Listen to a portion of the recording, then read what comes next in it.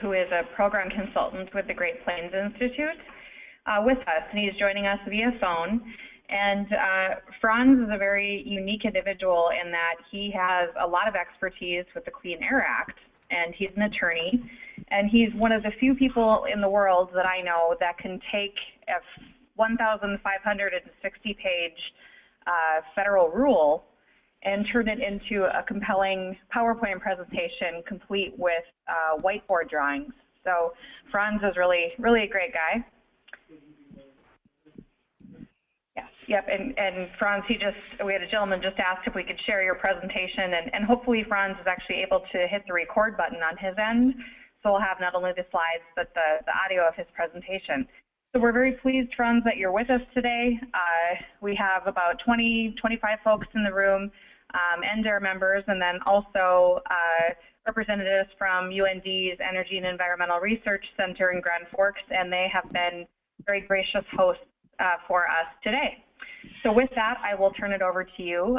Franz requests that if you have questions during his presentation, I'll stay towards the front of the room and just alert me, and you can ask the question, and I'll repeat it into the phone mic so that he can hear and respond as we go along. So with that, Franz, your presentation's up on screen, and I will reposition the microphone. Great. This is the recording is on, Patrice, so we should be good to go. It does mean that if somebody asks a question, it'll be recorded. So hopefully you're all comfortable with that. Great to be with you today. I'm trying to remember exactly when I was with you last. It was to give a briefing on the draft Clean Power Plan. Well, a lot has changed, as you probably already know, and I'm going to focus on that today.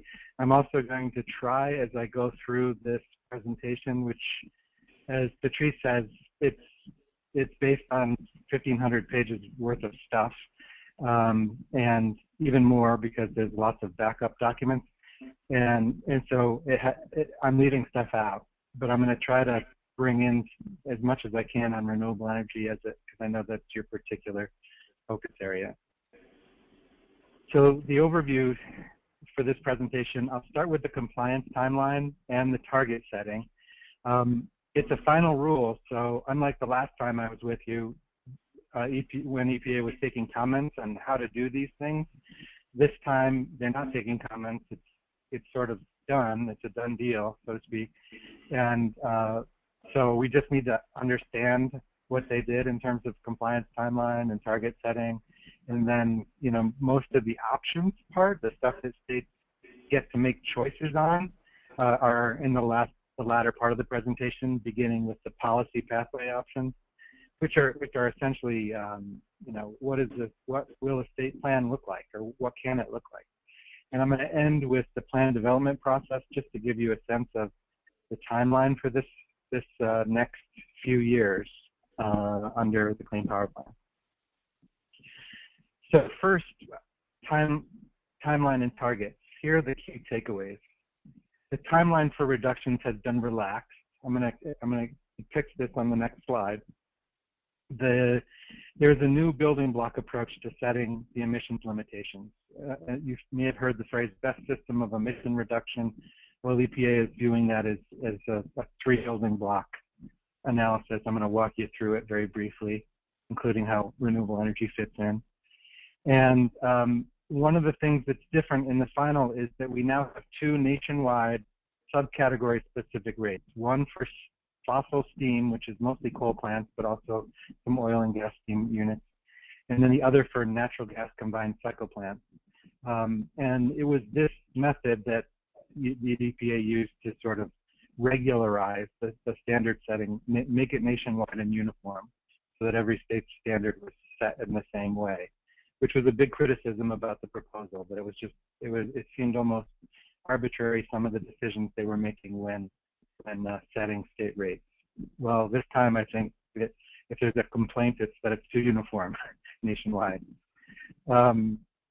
We still have the single rates by state. Those are derived from the subcategory specific rates, and we have a mass alternative where you can do this in terms of number of tons emitted.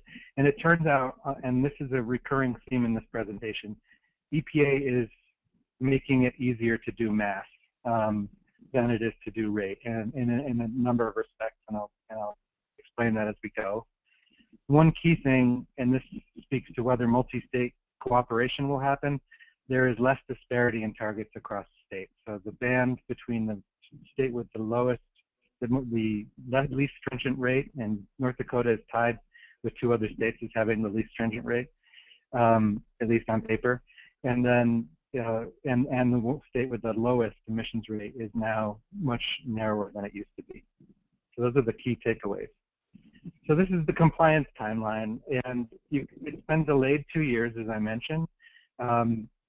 Was to start in 2020 under the proposal, will now start in 2022.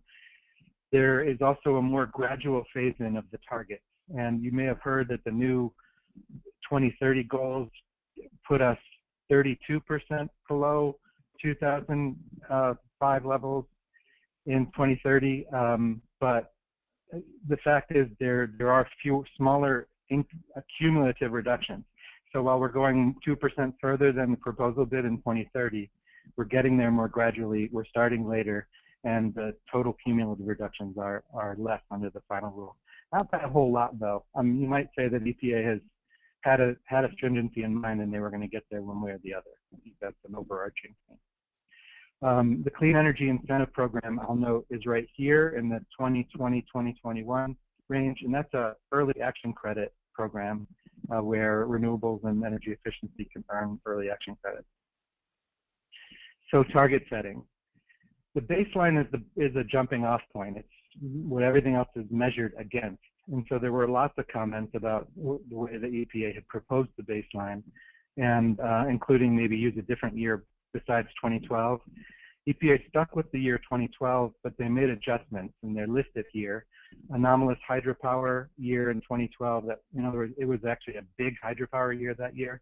And so Montana and South Dakota, 2 neighbors of North Dakota, had big hydropower years, which tended to make their fossil emissions look too small. EPA adjusted for that. Xcel Sherco plant over in Minnesota got an adjustment because it had an outage.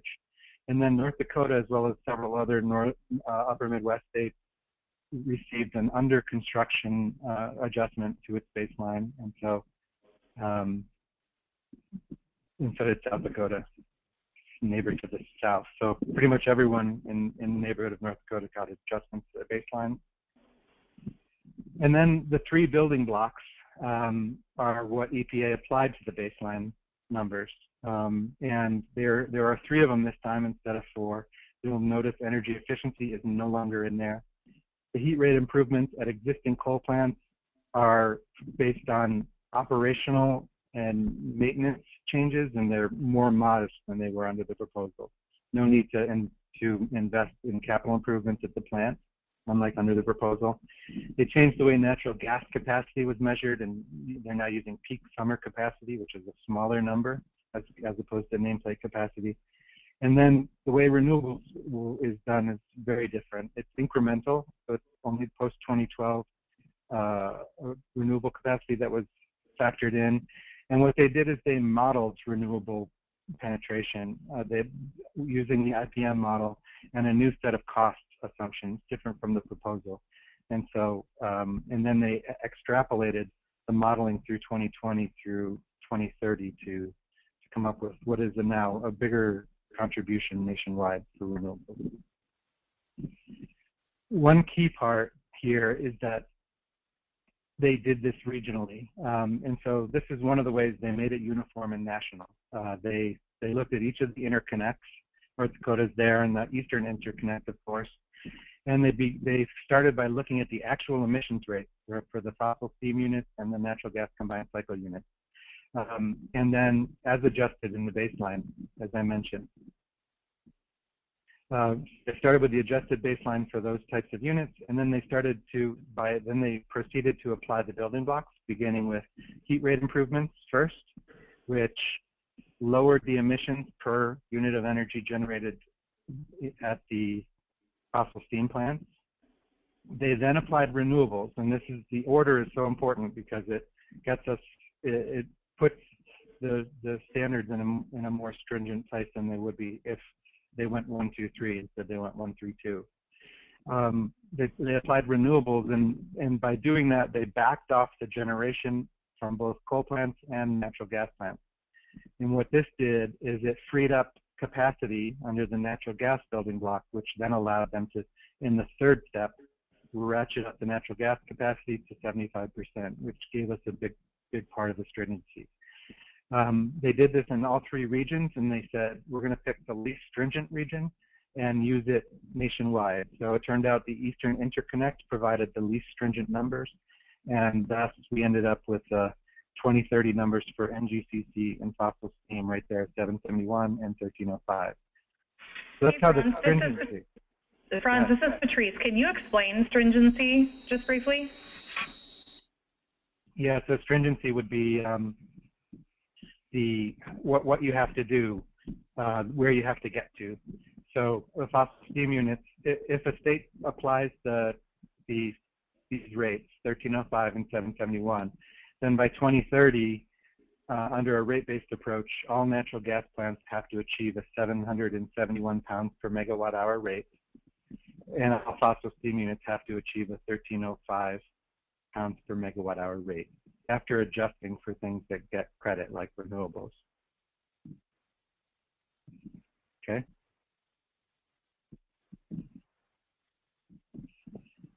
I mentioned that the differences across states are smaller, and that is true. The maps like this under the proposal showed widely varying state individual targets, with North Dakota and Kentucky having very, very high rates compared to states like South Dakota and Minnesota having very, very low rates. Now you can see that these rates, which are the 2030 single state rates, they are very close together. Now let me just mention, how did EPA arrive at these single state rates? Well, they took those subcategory rates here for fossil steam and for NGCC, and they applied it to the generation in 2012. And then they added it up, and they got to these numbers here. So in a way, when you talk about any state stringency, you're talking about you have to realize that we're all arrived at in the same exact manner, in a uniform manner. And the only reason there's a difference between Minnesota and North Dakota is that they had a different makeup of their generation in 2012, so that led to different rates when added up.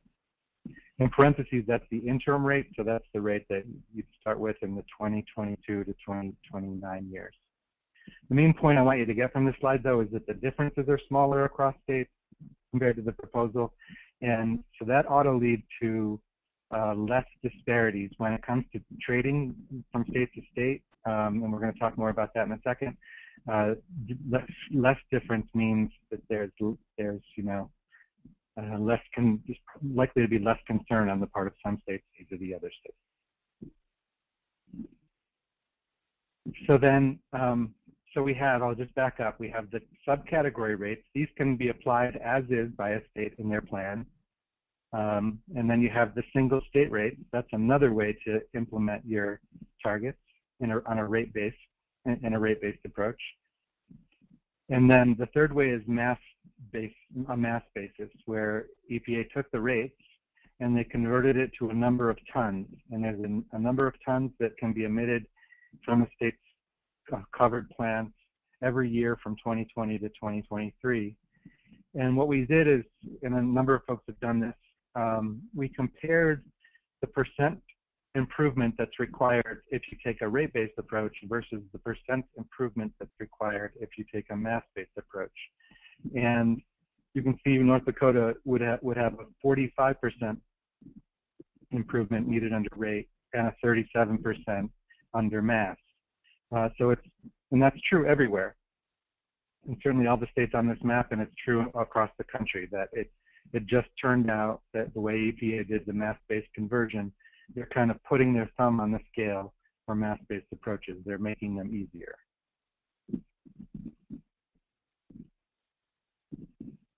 Which leads us to the approaches that are available to states. We just talked about stringency, how hard it is to get to the target, and the way that EPA set the limits on states. And now we're going to talk about, well, how does a state decide which way to go. And I'm going to tell you right from the beginning that it's probably going to come down to, or at least EPA thinks it's going to come down to, two trading pathways: a mass-based trading pathway or a rate-based trading pathway. And I'm going to talk in more detail about both of them. But here are the higher level takeaways. I just told you that the mass-based targets for states are easier on paper than they are than rate-based ones are.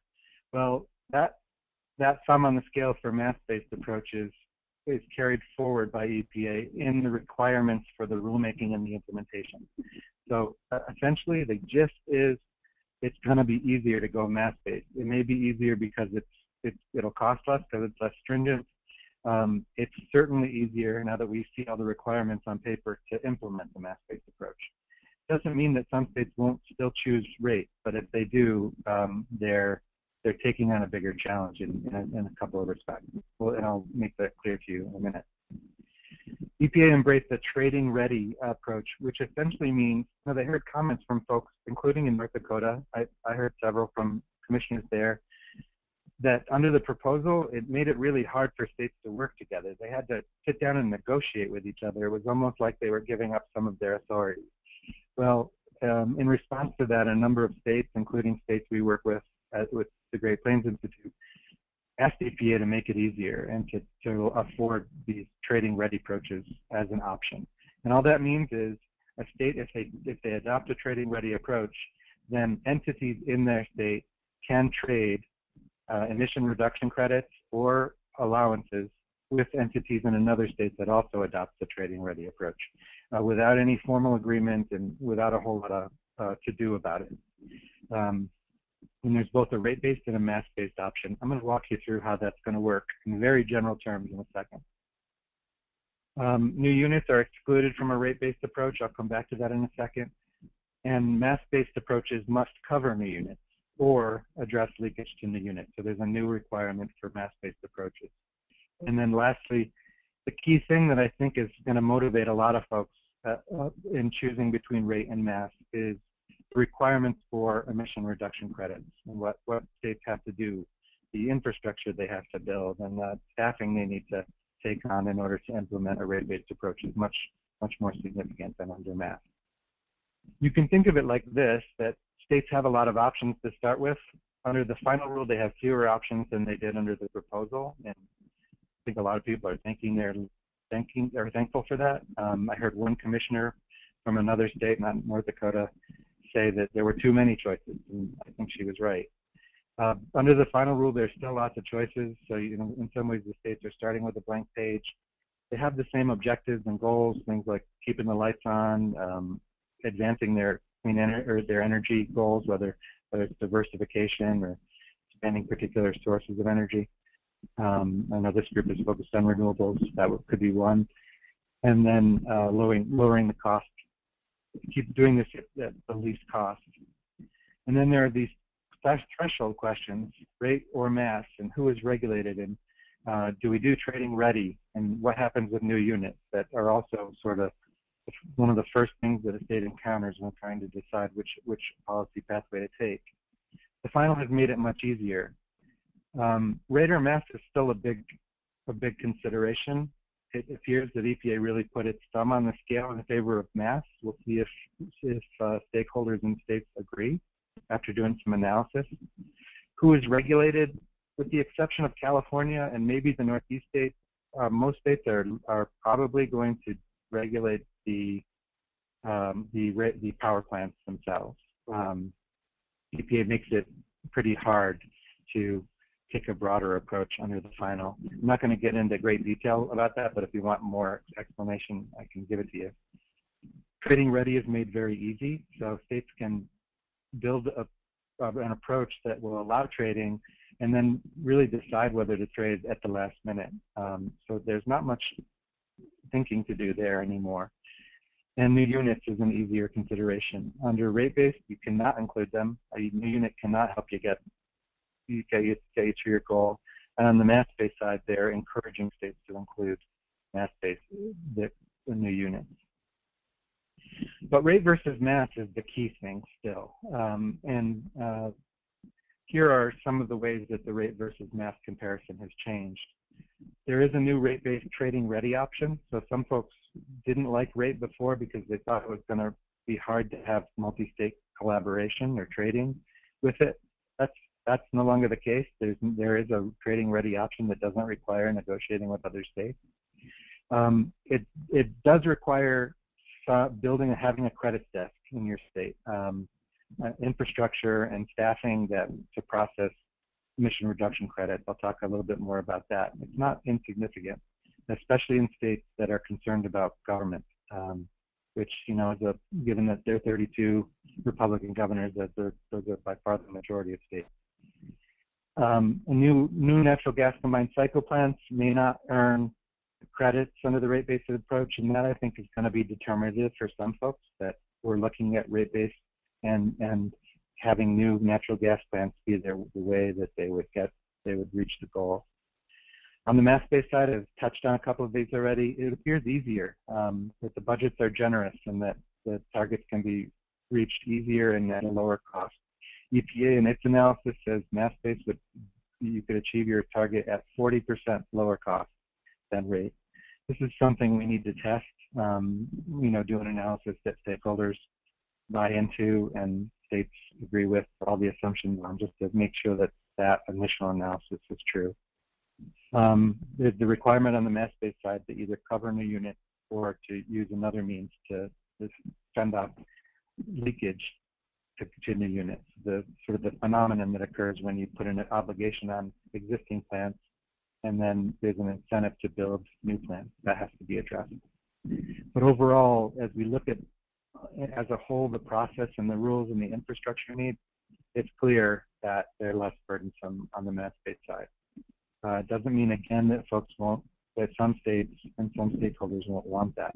I think it's worth it. So overall, really the big question left is rate or mass, and EPA has provided a couple of options that are rate and that are mass, that are through model rules. This is a very busy slide, and I'm going to tell you what I want you to take from this slide, and then if you really want to understand it, you can come back and get it. This is a graphic that I took from EPA's presentation that it released on August 3rd. There's a lot here, and I'm just going to tell you what I think you should take from it. Graphically, and the reason I use this is it speaks volumes about what EPA thinks is going to be the easiest, most straightforward way to get this done. The two mass-based trading options at the top. You can look at the white boxes. I think of them as hoops that the state has to jump through in putting a plan together. It represents demonstrations that have to be made or additional program mechanisms that have to be designed in order to have the plan be approved by EPA. And so just graphically, without reading it, the stuff at the top, the two mass-based options are the easiest, and that is very much borne out when you read the requirements in detail. The easiest rate-based option is the one I'm going to talk about, and that's rate-based trading ready. There are some things you need to do to get it done, but if rate-based is the way to go, that's probably the way most states will want to go. The model rules are helpful because when you take the model rule approach, your plan is presumptively approvable. EPA has to approve it, or they'll presume that it's approvable. You can tweak it and make changes, and the more changes you make, that the farther you diverge from the model rule, the less likely it's presumptively approvable anymore. But they're essentially trying to make it easy for states with this one rate-based option and this one mass-based option. So those are the things you should take from this. And if you want to come back, just recognize that the white boxes stand for things that states have to document or demonstrate or build. I'm going to focus from here on in on what I think are the two most likely options that states will consider, or at least the ones that they'll take up first and compare and try to figure out which one makes sense, and does what EPA say in the analyses actually bear out when we analyze it for ourselves. There's the rate-based option and there's a mass-based option. The reason I have two mass-based options here is that it's clear that the model rule that EPA provides for existing units only could also be used for if a state wants to also include new units. So I lump them together, and when I talk about a mass-based model rule, it's applicable for both. The only reason EPA did not include new units in the model rule is that they think only states have the authority to include new units. They can't require them to as a matter of federal law. All right, so now I'm going to focus on how does this play out if a state takes the model rule for mass or takes the model rule for rate. On the mass-based side, you start with that emissions budget. It's the state's mass-based goal, and it represents a number of tons. And there's a number of tons for every year, and that number gets smaller between 2022 and 2030. We call that the emissions budget, and every one of those pebbles inside the budget is an allowed ton or an allowance. And the state starts with the budget, EPA has set it for them, and then they must distribute the allowances in some way. There are lots of ways to do it. If the state chooses to cover new plants, they're essentially adding allowances to that bucket. They get some additional allowances. They call that the new source complement. So now the state has a bigger bucket full of allowances as long as new plants, when they come online, are subject to the program.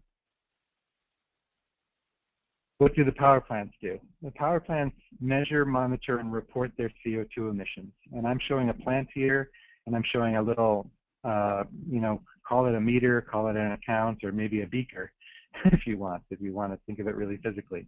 The CO2 emissions as they come out of the plant make this line go up.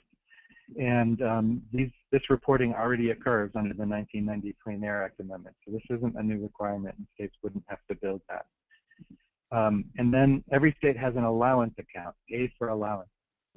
And at the end of each compliance period, as long as the state plant has enough allowances in the allowance account to cover the emissions in the emissions account, they're in compliance.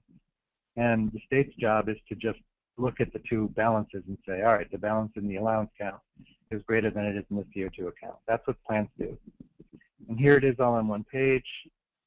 The bucket of allowances, they get distributed somehow. Every plant has this CO2 account and allowance account. Keep track of their CO2. At the end of the compliance period, they cover the CO2 with allowances. There's this thing called an emissions and allowance tracking system. And what that does is it allows a safe and integral way to transfer allowances from this guy to that guy, or this one to that one. And the state can watch that system and make sure it has integrity. One thing I want to note, when it comes to biomass emissions, biomass comes in two ways. One is if it's the plant that's co-firing biomass, then their CO2 emissions won't, from the biomass, from the biomass that's considered to have a lower emission parameter, would not show up in the CO2 account. So in other words, co-firing biomass means you're reducing your emissions. Any CO2 that comes out that's attributable to the biomass would be deemed part of the whole carbon neutral cycle. So that's one way that biomass figures in. It also could figure in as a reason to do a set-aside in a minute. So where does renewables fit in otherwise? So what EPA says and what we know just from prior programs, you start with this emissions budget up here, and then you can set some of those allowances aside, and they actually call it a set-aside. It would be a renewable energy set-aside. There is one in the federal proposal, in the model rule that's proposed. And the state would award eligible projects when they apply. They'd come in and say, all right, I did this renewable energy, I deserve X number of allowances. They get the allowances, and selling those allowances helps pay for the project. Other ways to think about it is that when the state goes about distributing the allowances from the big pot, rather than set them aside, they can be distributed directly to RE providers. or let's say it could be distributed to a utility, you know, and have some relationship to its efforts on renewables. Or the allowances could be auctioned and the proceeds invested in renewable energy, something that's probably the least likely of the options given the politics in most states. Renewable set-asides, though, are much more common and have been used in previous programs. So how does rate-based trading work? Oh, so that's mass-based trading. And when you're talking about renewables, if it's burned as a co-firing kind of thing, you're talking about making it easier for plants. They have fewer allowances to cover their emissions. That they need fewer allowances to cover their emissions. But when you're thinking of giving renewables credit, you're really talking about getting them allowances that they can sell through a set-aside. I'll pause there. I want to make sure that I'm not blowing past questions. Does anybody have any questions at this point? Okay. They're all looking at the screen intently, Franz, so I think you can continue. Okay, I'm glad I haven't put anyone to sleep. At least my bad drawings are good for keeping people awake. So now let's turn to rate-based trading. There's one model rule for mass-based trading, and that model rule includes a set-aside for renewables that states can choose to use. They don't have to. And there is a model rule for rate-based trading, and that works this way. So we have the same plan stack again, and so you see here there's a new meter that they have to keep going, and that is megawatt hours. Because every plant that's subject to the program has to track its emissions and net generation, and so that way we can figure out its actual emissions rate. If the emissions rate is higher than the prescribed rate, then, and I talked about those up earlier, those rates that apply to fossil steam and apply to natural gas, if it's worse than the prescribed rate, then they have to use emission reduction credits, or ERCS, to adjust their CO2. And the way that works is it's like adding megawatt hours to this account, which in turn will, in a way, dilute the emissions rate, and as adjusted, they can meet the prescribed rate. So a big focus on what I'm going to say now is like, where do these ERCS come from? And that's the key inquiry when you're thinking about how will rate-based trading work in my state or in a combination of states. Will there be ERCS for the plants to use? So ERC, it's an annoying new acronym that we get to work with, and it emerged in the final rule. It was not part of the proposal, but it at least helps us keep the difference between allowances, which apply in a mass-based context, away from ERCS, emission reduction credits, that apply in a rate-based context. They are not interchangeable. Mass-based allowances are tons, and rate-based credits, ERCS, are megawatt hours, and you can't use one and the other kind of system. So rate-based system can trade with another rate-based state, and a mass with a mass, but never the two shall meet. So back to this question of where do the credits come from? So plants can generate ERCS, and those are the plants that operate at an emissions rate better than the prescribed rate. And under the proposal, we were looking at single rates in the states, and it appeared that natural gas plants were always way below the single rate in the state, and so natural gas plants were going to be generating credits that everybody else is going to use, and they weren't going to need credits on their own. But what I've laid out here are the rates, the prescribed rates that apply for natural gas combined cycle and for fossil steam. In 2022, they started $8.77 for natural gas and $16.71 for fossil steam, and they decline over time to the rates that I mentioned before, the 2030 rate. Well, there aren't many plants in either of these categories that can beat these rates, and so the number of credits that will be generated from the operation of plants is much, much smaller under this approach than it was under the single rate approach, which then leads us to the question, well, where are the credits going to come from after that question? One solution is EPA has come up with this in the model rule thing they call gas shift ERCs. And this is a different category of emission reduction credits that reward gas plants when they operate at a capacity utilization higher than they did in the base year. It's an overly simplified way to describe it. But there are these gas shift ERCs, and they can only be used by the coal plants and the gas and oil steam units. So, you know, there's still this dynamic where gas plants will generate emission reduction credits that can be used by fossil steam. It's just more complicated. There are these regular emission reduction credits here at the top, and these gas shift emission reduction credits that can only be used by coal and oil and gas steam units. And which brings us to the issue that you most care about, which is what are the other ways that emission reduction credits can be generated. Renewable energy, it's clear from the way that the rate-based trading mechanism is set up, it depends very heavily on renewable energy to generate credit. And renewable energy delivered to a rate-based state and generated by incremental, which is post-2012 capacity in those years, 2022 or later. It can originate in a mass-based state or Canada. And those are the types in parentheses that EPA is going to allow in its federal plan. That is, if it steps in and has to regulate on behalf of a state. States are free to expand that list and credit additional types of renewable energy, including biomass, which, so in this case, it would be biomass at plants that are not covered by the program. Nuclear generation also qualifies if it's incremental. And then there are these other types of ERCs that states can provide: demand-side energy efficiency, savings from T&D, CHP. I already mentioned biomass, including the biogenic part of waste to energy. And there are other, you can dream up other measures as long as they meet the general requirements. There's just a little bit of uncertainty right now about what would qualify until, you know, you kind of run it by EPA and say, yeah, we want this other thing to qualify. Which leads us to, well, how do those projects get processed and approved?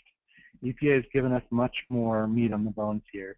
And under the proposal, there were lots of folks that thought the ERC eligibility process was going to be super straightforward and easy. Some even said that utilities should be able to self-certify credits. That's not possible under the final rule. Here's the process that EPA sets up. It's a two-step process. The first step is an eligibility application where, you know, you look at the rules, do I meet the rules, and you apply with a third-party verification that says, I've looked at this application, I know the rules, and I agree with that project proponent that it should be eligible. The person or people at the ERCS desk at the state environmental agency then make a determination, decide whether it's eligible. If it is eligible, they do the project. And after the fact, credits can only be issued after the energy savings or the generation has been realized and delivered. They file a credit application, and that's step 2. Also has to be third-party verified. And then the credits desk, ERCS desk, looks again at the credit application and third-party verification and says, okay, here are your ERCS. And they deposit those ERCS in the account I showed you up above. Every plant would have one, right? And you could have one of those ERCS accounts even if you weren't a plant holder. If you're a renewable energy provider, you could have an account. And from that account, you could sell those ERCS to the plants that would use them for compliance. There is a bit of a caveat emptor rule. That is that liability for the improperly issued ERC would lie with the plant, or the affected EGU, sorry for the jargon, that's the term EPA uses, the power plant that uses them for compliance. And so that's a little bit disappointing for many people who commented. They thought that the project component should bear their responsibility, but this is probably the only way a state could enforce at the time that the ERC is redeemed. So all of this is like, now we have a good sense of how the ERCS desk would work, what the ERC process would look like. And that tells states what they're getting themselves into if they go this way. They need a credit desk to process applications. There are lots of EM and V protocols yet to develop. This doesn't really apply to renewable energy. That's really straightforward. This applies to really the other types of credits, T&D, and energy efficiency. Biomass, I think, needs some work, partly because EPA has not been definitive enough about what qualifies and what doesn't, leaving some of it in the hands of the state. The third-party verifying process requires that the state accredit third-party verifiers and have a process to discipline them, revoke that accreditation if they violate the rules. You need an ERC application tracking system, which EPA may end up providing, that states could use. They need an administrative process for challenging the credit, because whenever the agency makes a decision on a credit, there may be somebody in the wing that has an issue with that issuance of that ERC. And so EPA is recommending that an administrative process be used. Otherwise, it would go straight to the court. And then, as I mentioned, the ultimate enforcement lies with the state where the ERC is issued. The reason I'm saying these things is I think anyone who wants to have this process, a rate-based trading program, is going to need to just keep in mind what's involved. And as long as they're happy building this infrastructure and staffing the program, it's very much EPA's done quite a bit to make it doable, but they've left quite a bit of work with the state. So those are the rate-based and the mass-based options and how renewables factor into each approach. I want to finish off here with the plan process. What's going to happen from here? The final rule has not been noticed in the Federal Register yet, so the challenges to the rules won't actually lie, won't be timely until that happens. So court process will play out once the final rule is processed. There was proposed the model rules at the same time. So the model rules piece, those are just proposals, and you can make comments on those proposals, make them friendlier to the things that you care about, like renewable energy, if that's what you want. That comment period will be 90 days, and it'll start after the publication date, which we're hearing won't be until October.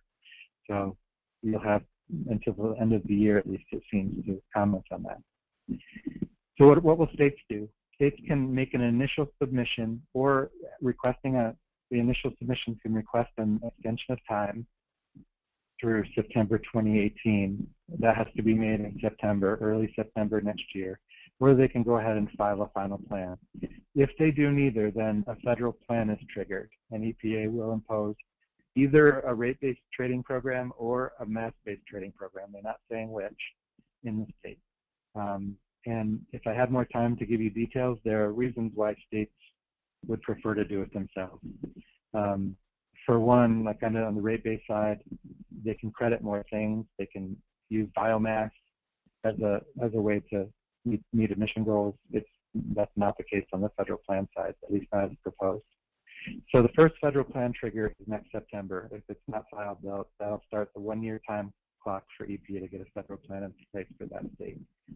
Otherwise, they have to file a 2017 update detailing their progress. It doesn't take much, by the way, in September 16 to get the 2-year extension. You just kind of have to list a bunch of reasons why you need more time. Most states have them. And you have to show that you've done some stakeholder outreach. So every state has to do a stakeholder meeting. In 2017, you have to indicate which approach you're taking, rate or mass, and what are the details.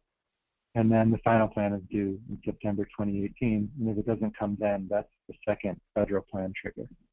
So that's the way the process will play out. States have reporting obligations after the final plan goes in, and that's because there are, especially on the rate-based side, there are lots of things that need to get put in place to make the program work.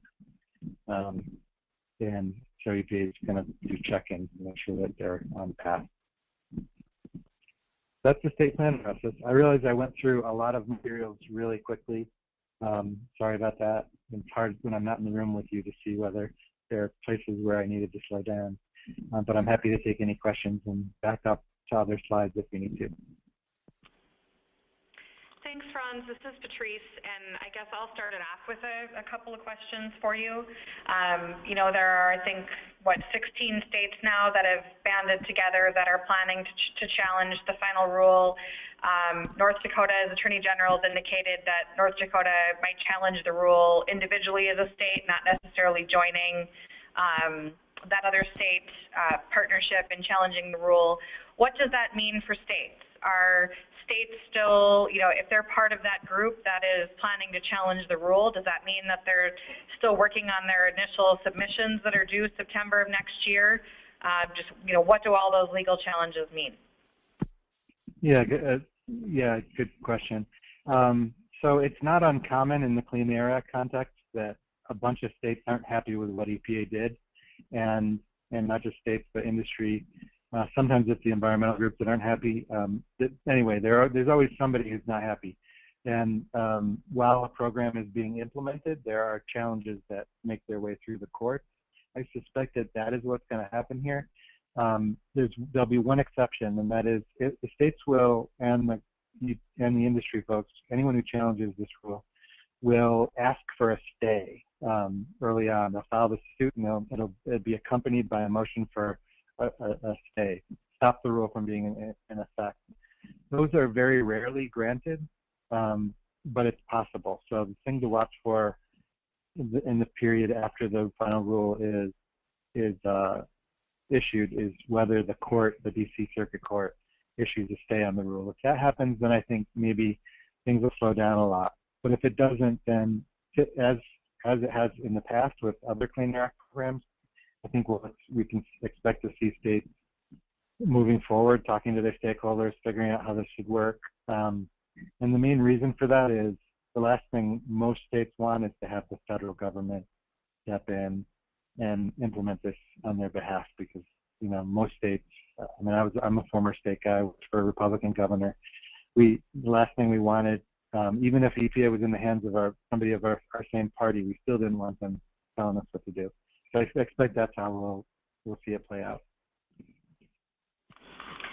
Thanks for that. And then, Franz, the rule references a stakeholder process.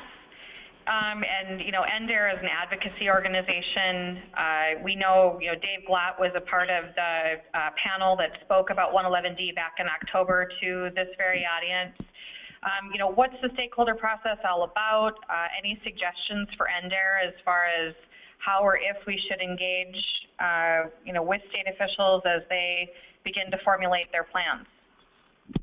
Yeah, I think this is going to be a good hook in states. If it's a particular stakeholder that's not, you know, that hasn't been consulted yet, I think this is a way to get consulted, just by going to the state folks and say, EPA's asking for a demonstration next year. In order to get the extension, you need to show stakeholder output, and, you know, we'd like to help you with that. I don't know if that means invite them to one of your meetings, or, you know, you go in en masse or whatever. But I do think it represents an opportunity for stakeholders to get either a process going in their state, or at least meetings to talk about the things that matter to them.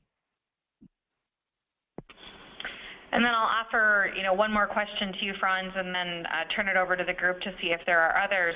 Can you speak a little to the regional processes that you are helping to facilitate in your work?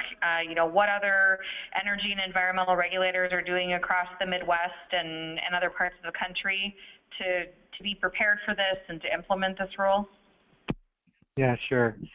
So pretty much every state now is part of one or more regional group, and I believe that North Dakota is part of both what's known as the Mid-Continent States Group, Mid-Continent States and Environmental and Energy Regulators Group, and it's also part of the Western States Group that is coming together, I think later this week, to talk about, you know, does it make sense to have this? It originally started, should we cooperate regionally? Does that make sense? And, you know, so many of the analyses showed that it was less expensive to work together as states. The main hang-up before was that EPA wasn't making it easy. they've made it much easier with this trading ready approach. So now the only states in the continental U.S. that aren't involved in one of those regional discussions are Oklahoma, Texas, Nebraska, and Kansas. They're the so-called SPP states, the Southern Power Pool states. Other than that, every state in the union is involved in one or, in some cases, two or three because they're involved in different regional electricity markets. And Great Plains staffs the Mid-Continent group. We also staff a PJM states group, which is another, wholesale electricity market.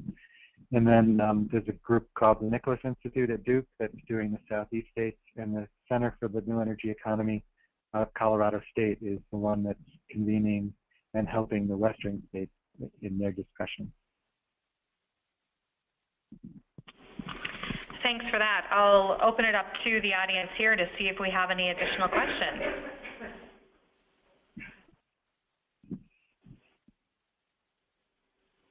And we have one. I'm not sure how to word this exactly, but I'm still a little unclear about the role of energy efficiency in helping to address these targets. I got the impression it's not something that can be used in the math approach, and in the other approach, after 2022 or something like that. I didn't quite understand all that. Franz, did you hear the question, or should I repeat it for you? Would you repeat it, please? The question relates to energy efficiency and how it fits in. How is it used in the calculations, if at all? It seemed like there were different options or different approaches in mass versus rate. Just where does it all fit in? Okay, yeah, energy efficiency is similar to renewables. I'll just back up here just a second. So on the mass-based side, energy efficiency could be the beneficiary of allowances in the same way as I outlined for renewables. There could be an energy efficiency set-aside. EPA doesn't provide one of those in the model rule. They do provide one for renewables, but they note that a state could do that if it chose. It would be the same kind of mechanism. And some states have energy efficiency entities like that you might call energy efficiency providers that could receive direct distributions of allowances. For example, Wisconsin has a focus on energy. It's a independent entity that implements all their energy efficiencies. They have that entity that could be the recipient of allowances. Other states don't have that, and so they would need to rely on an allowance set aside. Energy efficiency is going to make it easier for plants to meet their targets because there'll be less pressure on the number of tons, and so that's the rationale for having one of these, and that's true for renewables too. For having one of these set-asides, that you should reward this and encourage this because it's going to make it easier to meet the target. Then on the credit side, on the rate-based side, similar thing. Demand-side energy efficiency can earn rate-based credit. They can earn ERCS, and EPA's in some ways punted on this. They came out with a guidance document on EM&V, evaluation, measurement, and verification for energy efficiency. But they basically said every state is so different. It really has to be the state to do this. They just couldn't see any way to come up with a 50-state solution for energy efficiency credits.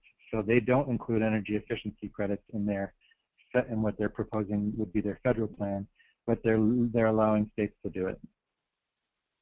And then lastly, you said, where does it fit in the analysis?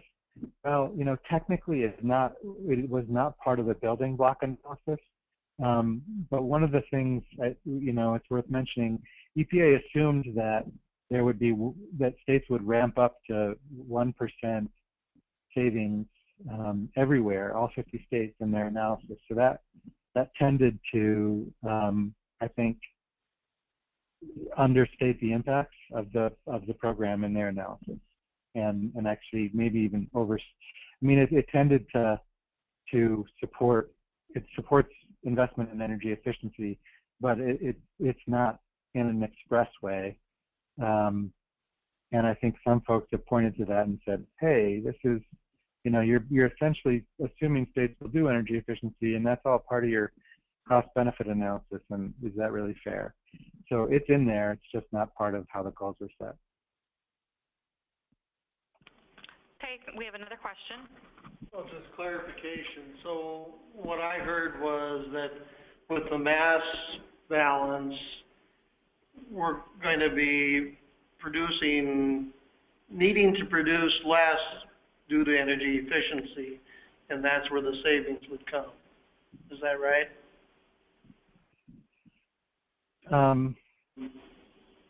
I think the reason math is easier is just that EPA is giving states more tons to work with, more allowances.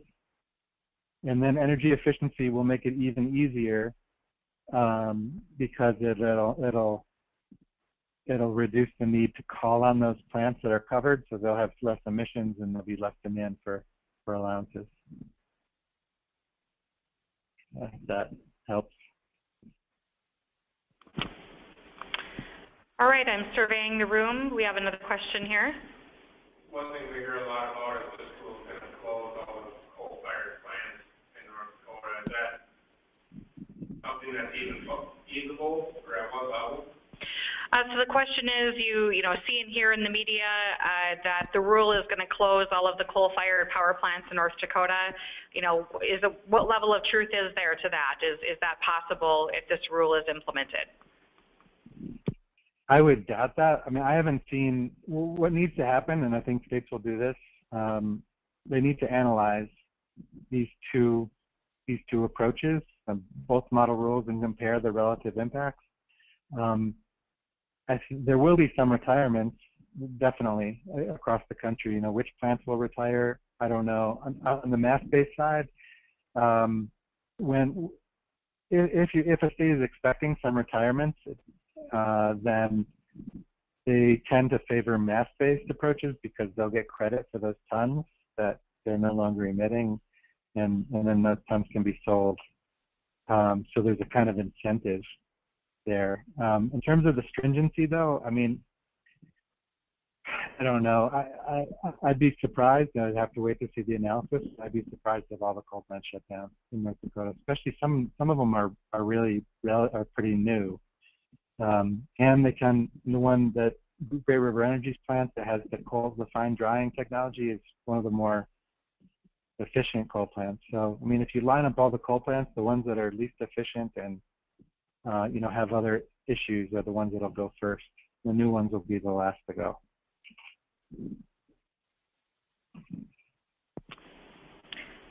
We have another question. I have a question on making a decision in race and mass. How is that? Is that a state policy? Is that the Public Service Commission? Are the energy producers? The question is, who has the authority in North Dakota to make the decision on rate versus mass? Is it the Public Service Commission, the legislature, the utility, or the regulated entities? Who is informing and making that decision? Well, it's the governor ultimately who has to file a state plan. And essentially the way it is the governor either files a state plan or EPA steps in and implements the federal plan in the state. And so the governor, I think, would then, typically it's the environmental agency. So for you, it's Department of Health that would have the existing authority under statute to implement the air pollution regulation. That again is Dave Glatt's agency. And then, like any other governmental decision, every state is going to be asking their stakeholders, which one do you like better? Which one do you think we should do? And I think it does really come down to, for most states, it'll come down to rate or mass, and it'll come down to one of these two trading ready options. Excuse me.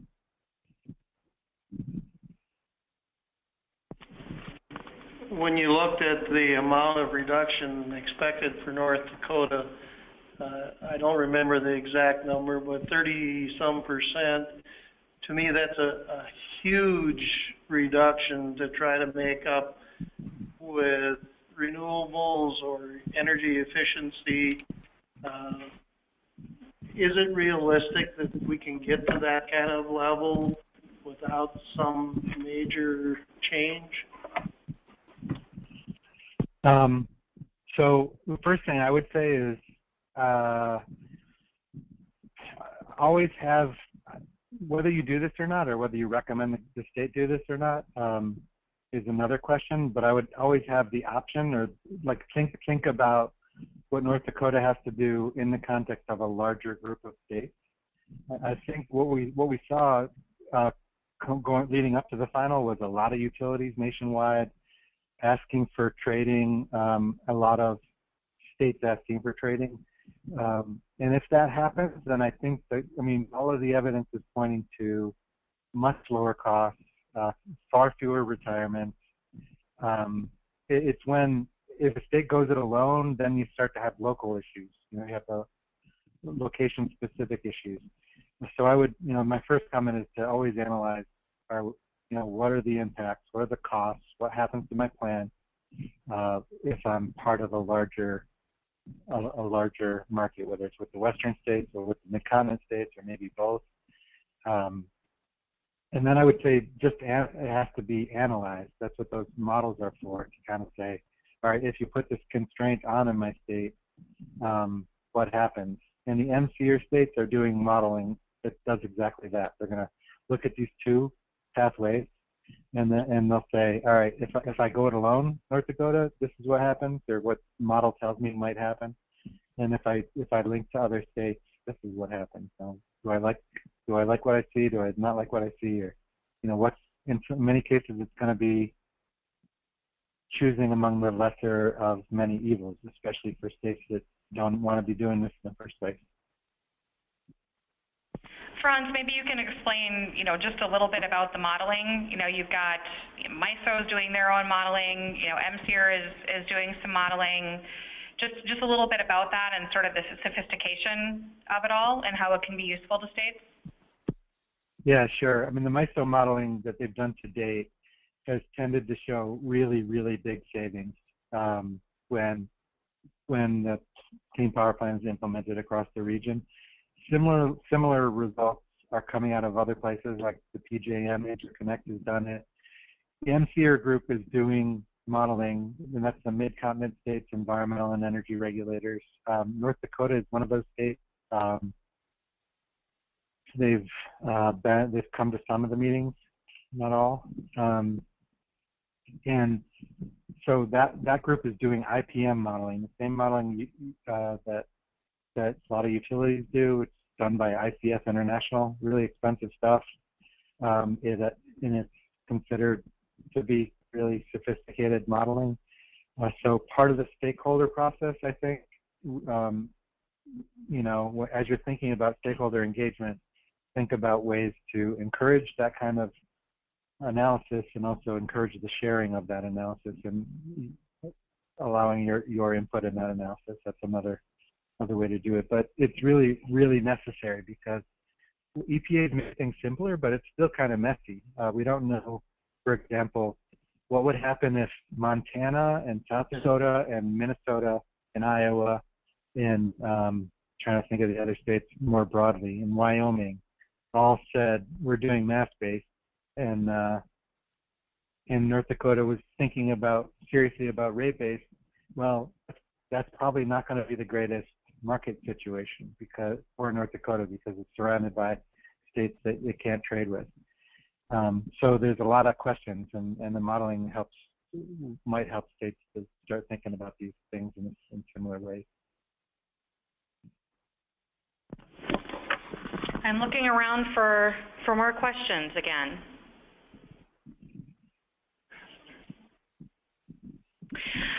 Well, everyone looks satisfied, Franz. So I think you did your job well. Great, thanks, Patrice. Happy to do it. All right. Thanks, Have everybody, a great day. for listening. Thank you. Bye-bye. Bye.